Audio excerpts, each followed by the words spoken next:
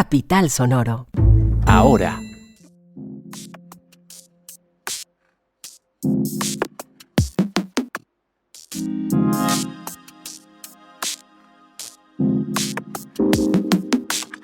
Estudio ayuda a comprender cuáles son las consecuencias que tiene la distancia social y sus efectos en conductas altruistas. Con una agenda que propone recorrer los territorios, escuchar las voces, diversificar las miradas y reconocernos en los vínculos que diariamente construimos con la ciudad y con quienes la habitan, el Instituto Distrital de Patrimonio Cultural invita a la ciudadanía a ser parte del Mes del Patrimonio 2023, que se llama Relieves, reconocernos en lo que nos importa. En las últimas semanas se han conocido los megaoperativos que ha realizado la Policía Metropolitana de Bogotá para desarticular las bandas y redes criminales que afectan a los ciudadanos. ¿Qué tal funciona esto? Ahora, un podcast.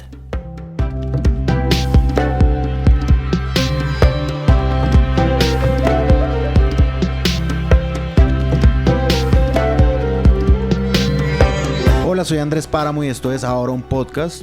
Hoy es, por fin, viernes 12 de septiembre de 2023, tras una semana que se sintió de 15 días y estoy en la compañía de la periodista Carol Velázquez y el periodista Andrés Zapata. ¿Cómo estás, Carol? Hola Andrés, todo muy bien, ¿y tú cómo estás? Bien. Y Andrés Zapata, ¿qué más? Hola Andrés, ¿cómo vas? Semanita larga. Semanita larga, ¿no? Ya casi. Ya casi. Bueno, Carol, arranquemos contigo, que además tienes doble noticia. Háblame del estudio de relaciones sociales y reacciones.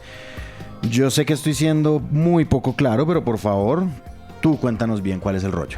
Bueno, por supuesto. Lo que pasa es que la Universidad Nacional de Colombia reveló hace poquito un estudio que fue desarrollado por el economista Edwin Osvaldo Gil, que también hace parte del doctorado en Psicología de la Nacional, en el que, digámoslo así, se evaluó que tanto las personas, digamos así, se dejan influenciar para tomar decisiones de acuerdo a las interacciones sociales que tienen con los demás. Okay. Es decir, como conocer esa influencia que nuestras relaciones sociales tienen a la hora, digámoslo así, de ser mejores personas o de una u otra manera hacer, digamos, intercambios económicos. Uh-huh. Entonces, bueno, básicamente es eso. Entonces, lo que hizo el señor fue como revisar como esos acuerdos en las relaciones y la cercanía y la distancia que existe entre las personas para que, digamos, nos afecte o no hacer alguna acción en particular. ¿Y la metodología cómo la hicieron? Cuéntanos un poquito.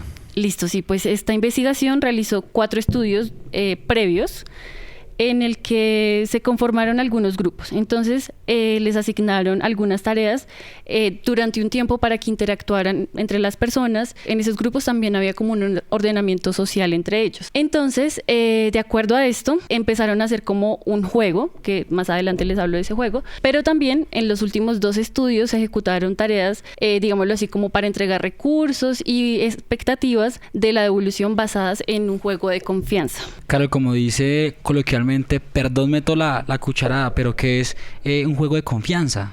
Bueno, pues aquí digamos que esto es un poco técnico, entonces nosotros previamente hablamos con el economista Edwin y qué mejor que él que nos explique qué es el juego de confianza. Entonces aquí lo vamos a escuchar. Primero, la hipótesis fundamental del estudio es la siguiente, y es la interacción entre personas, incluso si son personas desconocidas, sostenida en el tiempo, puede generar que las personas se consideren como cercanas socialmente y por lo tanto podrían tener conductas altruistas. Esa es la hipótesis principal. Ahora, ¿cómo se pueden medir esas conductas altruistas? Por medio de un juego que se llama el juego de la confianza. ¿En qué consiste? En que a una persona se le puede dar una cantidad de dinero, la cantidad puede ser hipotética, digamos, por ejemplo, yo te doy a ti 50,000 pesos y tú tienes que decidir cuánto de ese dinero le envías a otra persona. Por ejemplo, la persona más cercana que tú tengas, no sé, tu mamá o tu esposo, no sé, o podría ser, digamos, un desconocido. Entonces, esa persona va a recibir el doble de lo que se le entregue. Por ejemplo, si se lo entregaras a tu mamá, ella, no sé, digamos que tú le entregas de esos 50,000 pesos 40,000. Entonces, ella va a recibir 80,000. Ahora, de esos 80,000, ella podría devolverte una cantidad. ¿cierto? Entonces se supone que uno le enviaría mucho dinero a personas cercanas y dependiendo de esa cantidad, pues decidiría devolver algo, ¿sí? Entonces, por ejemplo, si tú le envías de los 50.000, 40.000 a tu mamá, ella recibiría 80.000 y podría devolverte, yo qué sé, 50.000. ¿Listo? Ahora, si la persona es muy lejana, porque no ha habido interacción, entonces lo que podría suceder es que podrías no enviarle nada o enviarle muy poco, digamos 10.000. Esa persona recibiría 20.000 y por lo tanto podría no devolverte nada o, digamos, solo 10.000. ¿Vale? Entonces, esa es un poco la lógica del juego de la confianza. Se supone que a mayor interacción, digamos, menor distancia o cercanía social y por lo tanto mayor entrega de recursos. Carol, para entender este estudio de la manera más completa, ¿cuáles fueron los resultados? Bueno, los resultados dijeron que existe una correlación muy importante entre la disposición, digámoslo así, a asignar un tiempo dedicado a interactuar y la distancia social percibida. Esto lo que nos dice es que prácticamente la interacción juega un papel muy importante en el desarrollo de las relaciones cercanas y en la manifestación de los comportamientos sociales como el altruismo, que pues digamos que para los que no lo tengan muy claro son como esa capacidad que tiene una persona para hacer el bien a otra. Y bueno, pues básicamente eso es lo que nos mostró este estudio y es algo así como que dime con quién andas y te diré qué decides. Ok, ¿y qué más? Bueno, y también se halló que existe una ausencia de interacción definida por la inclusión de la categoría desconocido en el grupo conformada por los participantes. Es decir, como que de acuerdo a ese tiempo como que en el que interactuaron esas personas y los recursos que les entregaron, que como pues ya lo mencionó nuestro experto, les entregaron como 50.000 pesos, un monto que ellos tenían que primero tener y después donar. Esto lo que indicó es que el tiempo asignado para interactuar y los recursos entregados con el juego de confianza fueron menores, digamos, contrario a los que tenían una mayor lejanía o una mayor distancia social. Buenísimo, Carol, gracias. Ahora vámonos con la ñapa que tienes del Instituto Distrital de Patrimonio Cultural. Bueno, claro que sí. Lo que pasa es que septiembre es el mes del patrimonio acá en Bogotá. Entonces, el IDPC es la entidad encargada de salvaguardar nuestro patrimonio acá en Bogotá. Como ustedes lo saben, existe el patrimonio tangible e intangible, que digamos que son las cosas que debemos preservar a lo largo del tiempo. Entonces, este año, el IDPC digamos que está fomentando precisamente ese cuidado de nuestro patrimonio a través de pues una campaña que están haciendo de reconocernos en lo que nos importa. Entonces, ellos lo hacen de acuerdo a la etimología, lo importante, que es aquello que llevamos por dentro. Entonces, lo que busca es poner en relieve aquello a lo que le damos valor y sentido desde nuestra propia experiencia, digamos, como ciudadanos en temas de escenarios importantes que nosotros tenemos acá en la ciudad. En ese sentido, pues aquí voy a citar al director del instituto, Patrick Morales, que dice: este mes nos invita a pensar todos estos ejes de manera integral y entender que debemos construir lentes nuevos para relacionarnos y para comprender las maneras diversas en las que los bogotanos y bogotanas reconocemos lo que nos importa. Entonces, aquí yo le quisiera preguntar a Andresito, para ti, ¿qué sería como importante preservar de nuestra ciudad? Así que tú veas y digas como, pucha, esto hay que preservarlo. ¿Andresito Zapata o Andresito Páramo? Sí. Andresito Zapata. Listo, no, mira, yo creo que es importante y hace unos días lo hablaba con un líder de Kennedy y son esos monumentos, ¿no? Que ellos tanto han cuidado y tenemos un claro ejemplo del monumento a las banderas allí en la América, es como con Cali más o menos, y que ha sido muy vandalizada. Entonces también los líderes de allí, de la localidad de Kennedy, pues también se apropian de sus territorios, se apropian de estos monumentos, y yo creo que eso es lo más importante, lo valioso, y hay que cuidar pues lo que estas, digamos que institutos también nos apoyan y digamos que brindan a los ciudadanos. De hecho, hay una discusión un poco... O sea, ya que tocas tú el tema de los monumentos, hay una discusión un poco fuerte en Bogotá respecto al tema de los monumentos, porque como bien recordamos, en estos últimos años donde ha habido ha existido como un estallido social, los monumentos, digamos que se han resignificado un poco para las personas, ya no son como esas figuras nacionalistas y pues todo ese tipo de cosas.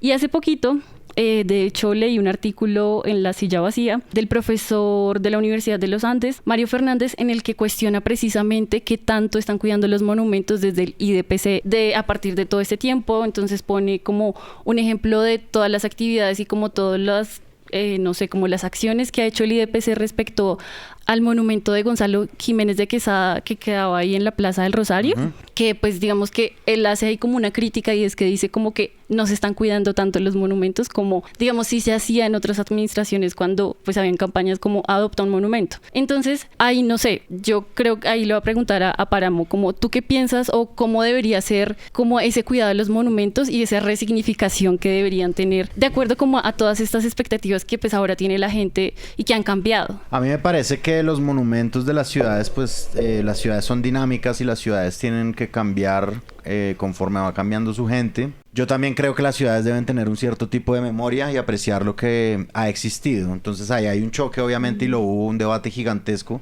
acerca de la conservación y pues de la resignificación. Esto que pasó en la Universidad del Rosario en la rebautizada Avenida Misac, ¿no? En ese momento, ahorita le vuelven a decir Avenida Jiménez, pero en ese momento había como una condición muy fuerte. Me parece que sí obedece y se debe a un momento histórico particular de la ciudad que fue el de la protesta social, que es, me parece, innegable. Entonces, digamos, como a mí, yo creo que en cierto sentido algunos monumentos que no tienen un sentido real para la ciudadanía, que se quieren ser reinterpretados, algunos de esos monumentos que son históricos podrían, y esto ya es opinión mía y no noticia, podrían ir a un museo que los guarde y los preserve de la forma en la que deben ser guardados y preservados objetos que significan algo para la historia de una ciudad.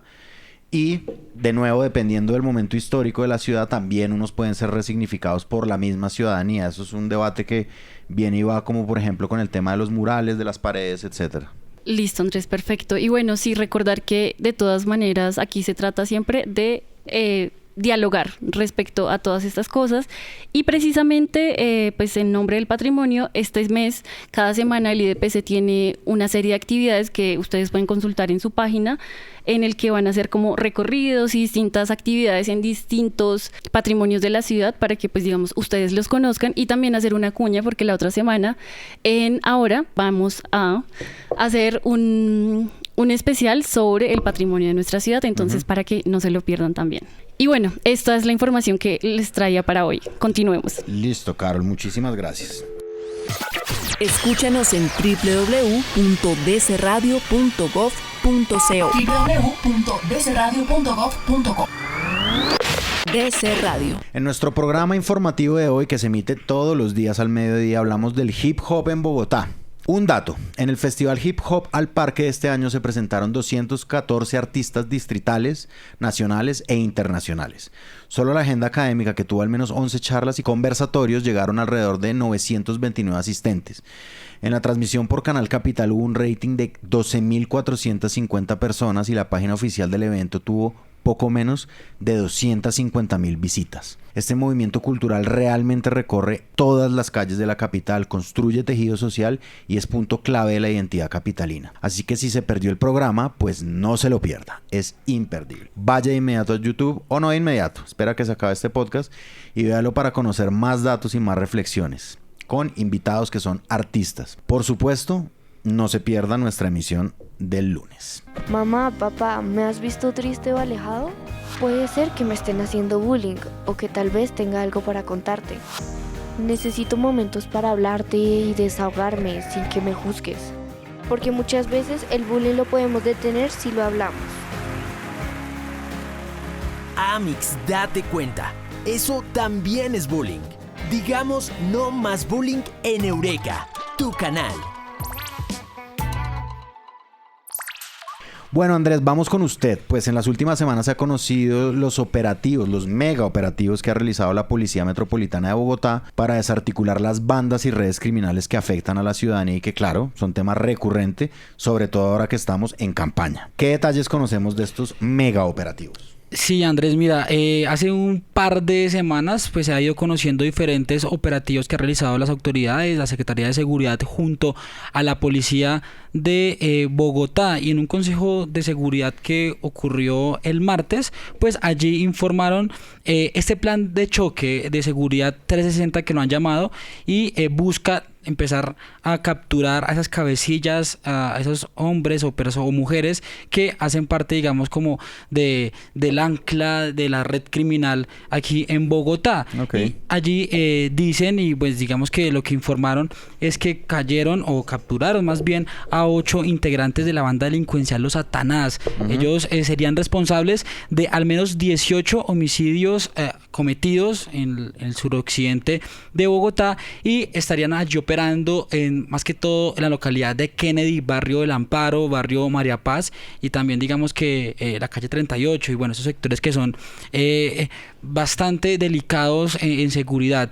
Y pues también allí en la localidad de Bosa, en el barrio San José, también estarían extorsionando a diferentes comerciantes. Una problemática, Andrés, que se ha aumentado bastante el tema de la extorsión. Andrés, yo estoy seguro que tú tienes más resultados. ¿Qué otros hay? Sí, mira, dentro de los operativos que realizaron también hubo la captura de 4 extorsionistas que se hacían pasar como integrantes del Tren de Aragua. Y ahora bien hablemos de esto. Y es que ahora no cualquier persona, pero cualquier delincuente toma el nombre de una banda delincuencial para así actuar y cometer sus fechorías. Esas 4 personas estaban pidiéndole a los comerciantes altas sumas, y la última víctima le estaban solicitando más de 70 millones de pesos, y pues el momento que la víctima iba a hacer la entrega de este dinero, pues fueron capturados en flagrancia. Andrés, ubiquémonos un poquito geográficamente y cuéntanos si tienes, por ejemplo, o nos puedes ubicar en qué localidades o puntos se han concentrado estos megaoperativos. Sí, mira, Carol, en las últimas 48 horas se conoció un mega operativo. Este mega operativo hace mucho, digamos que no lo hacían con tanta capacidad de policía. Fueron más de 700 uniformados de las diferentes especialidades que se distribuyeron por diferentes localidades como Kennedy, Bosa, Tunjuelito y Fontibón. Allí realizaron diligencias de registro, allanamientos a inmuebles ¿Y por qué digamos que llegaron a estos inmuebles? Y es que lo que dice la policía es que allí en estos lugares pues las bandas delincuenciales no solamente serían su centro de operación, sino que también allí estarían torturando a las víctimas pues para digamos como intimidarlas y también causar una presión a las otras personas que también están sufriendo este flagelo. Ok, ¿cómo hacemos para que estos operativos se traduzcan en justicia y en resultados? Andrés, indudablemente es un tema que hay que abordarlo. Nosotros tuvimos un programa hace muy poco sobre esa percepción de seguridad, y un dato que salía de allí era de que capturaban a 10 personas, pero de esos 10, 8 quedaban libres precisamente por la falta de justicia. Hablábamos con Carlos Contreras, él es experto en seguridad y también es abogado, y él nos explica un poco de que está bien los operativos, de que están dando resultados, de que en agosto tuvo una reducción del 6%, pero invita a fortalecer esa justicia pues para que no queden libres y no sigan digamos que cometiendo pues estos delitos estas personas. Listo, Andrés.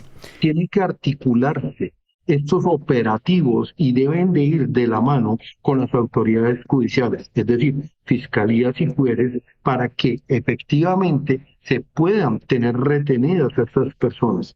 ¿Cuál es el problema? Que muchas veces los jueces tienen que revisar el procedimiento de captura de estas personas si cumplieron con los protocolos establecidos por la ley.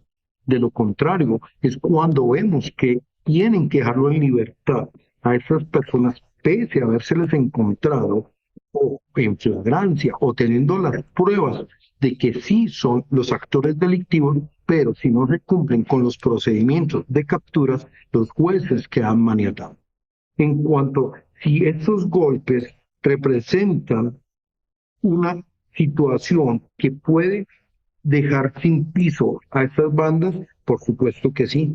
¿Por qué? Porque se van a ver afectadas sus finanzas, se van a ver afectadas la desarticulación de estos criminales que llevan a la población que en muchos de los casos se vean obligados a pagar extorsiones o de lo contrario ven afectada su vida.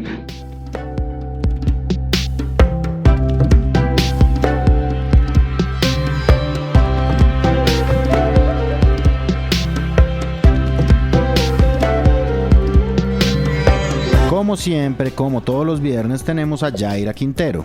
Yaira, ¿cómo estás y de qué vamos a hablar? Hola Andrés, ¿cómo estás? Gracias por esta bienvenida. Yo, como siempre, feliz de acompañarles todos los viernes para contagiarles de toda la felicidad y toda la alegría.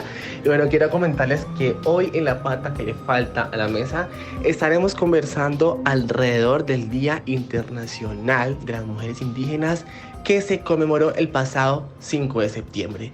Y le comentamos que hoy tenemos a dos grandes mujeres indígenas que lideran procesos organizativos donde abanderan la defensa de los derechos de las mujeres indígenas en nuestro país y nos va a dar un contexto general de cómo está Colombia en la garantía y la protección de los derechos de las mujeres indígenas. Les invitamos, ya saben, en la pata que le falta a la mesa a las 8 de la noche por Canal Capital.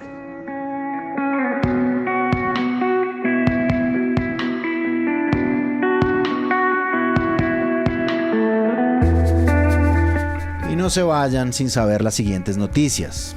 Arranco con una de servicio. Un total de 3.574 vacantes en 7 superintendencias oferta la Comisión Nacional del Servicio Civil, CNSC, a través del proceso de selección superintendencias. En los siguientes niveles: una para asesor, 2.668 para profesionales, 375 para técnicos y 530 para asistentes. De las 3.574 vacantes, 575 no requieren experiencia, por lo que es una oportunidad para los jóvenes recién egresados de un programa técnico o profesional que deseen ser servidores públicos. En esta etapa podrá inscribirse cualquier colombiano mayor de edad y que cumpla con los requisitos solicitados en la vacante a la que desea postularse. Los empleos se ofertan en las superintendencias de notaría y registro de servicios públicos domiciliarios, la Superintendencia Nacional de Salud, la de Industria y Comercio, la de Transporte, la del Subsidio Familiar y de la Economía Solidaria. Estas vacantes están distribuidas en 31 departamentos y en 185 municipios del país. Entre los empleos ofertados hay para carreras como Administración, Economía, Contaduría Pública, Comunicación Social, Publicidad, Derecho, Ciencia Política, Ingenierías, Psicología, entre otras. Las inscripciones y venta de derechos de participación para la modalidad abierta o de ingreso se llevarán a cabo del 5 al 26 de septiembre, es decir, hay tiempo. Asimismo, deberán pagar los derechos de participación de acuerdo con el nivel para el que apliquen. Para saber cómo participar, pueden entrar a www.cnsc.gov.co. Otra de servicio, pues Temblores ONG sacó una plataforma para que los ciudadanos hagan acción de tutela. Se trata de una nueva herramienta en la que usted mismo puede redactar esa tutela que puede presentar a la justicia y así reclamar sus derechos fundamentales. Se llama la tuteladora. Las personas que sientan que la justicia puede echarles una mano solo deben llenar un formulario y al finalizar podrán descargar un documento en el que encontrarán una tutela casi lista para radicar. Y me sumo con otra de servicio, porque la Alcaldía de Bogotá habilitó 3.600 becas para que la ciudadanía acceda a cursos cortos de formación para el trabajo orientados en el sector de la construcción en la capital y los cuales serán certificados por la Universidad de La Sabana. Estas becas hacen parte de la cuarta convocatoria de Todos a la U, que lidera la administración local y las secretarías de Educación y Desarrollo Económico, así como la Agenda Atenea. Los requisitos para aplicar son ser bachiller mayor de 18 años y vivir en Bogotá. Si usted cree que puede aplicar a esta convocatoria y quiere participar, puede inscribirse en el siguiente enlace de la Agenda Atenea o de manera presencial en uno de los siguientes puntos de atención: Parque Central Bavaria, Supercade Suba, Supercade 20 de julio y Supercade Las Américas. Este 10 de septiembre se conmemora el Día Mundial para la Prevención del Suicidio y el Ministerio de Salud dará inicio a diferentes actividades de sensibilización, con un evento dirigido a la comunidad desde el Mega Colegio de Quibdó, Chocó, este viernes. La estrategia del Ministerio busca afrontar el flagelo del suicidio y reducir la tasa de mortalidad por esta causa a 5 casos por cada 100.000 habitantes, como meta del Plan Decenal de Salud Pública. De acuerdo con el Instituto Nacional de Salud, en 2022 se presentaron 37.359 casos y la tasa de incidencia de intento de suicidio por 100.000 habitantes en 2022 fue de 72.4, superior a la observada en años anteriores, incluso superior a la presentada en 2019, que fue la tasa histórica más alta. Y bueno, eso fue todo. Ahora es un proyecto periodístico de Capital, que está en televisión, en YouTube, en las redes sociales y aquí en podcast.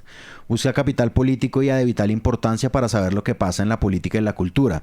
También escuche nuestro podcast de música que se llama así, Nuestro Podcast de Música, y despierte todas las mañanas con nuestro boletín en su correo electrónico. La escritura de este podcast está a cargo de Santiago de Narváez y Juan Pablo Conto. La edición de sonido a cargo de Cian Bernardo González. La dirección de los periodistas del sistema ahora está a cargo mío, Andrés Páramo. La de Capital Sonoro a cargo de Santiago Rivas. Y la del sistema informativo ahora a cargo de María Paula Martínez. Hoy me acompañaron los periodistas Carol Velázquez y Andrés Zapata. Muchas gracias. Chao, Andrés. Fue un gusto para mí estar aquí en Ahora un Podcast. Chao. Este episodio ha sido grabado en los estudios de DC Radio. Google dice que mañana sábado habrá una mínima de 11 grados y una máxima de 19 con un 20% de probabilidades de lluvia. Una predicción que se mantiene para el domingo. No termine el día sin información. Búsquenos en todas las plataformas de podcast y compartan al menos este. Nos vemos la otra semana. Chao. Capital Sonoro.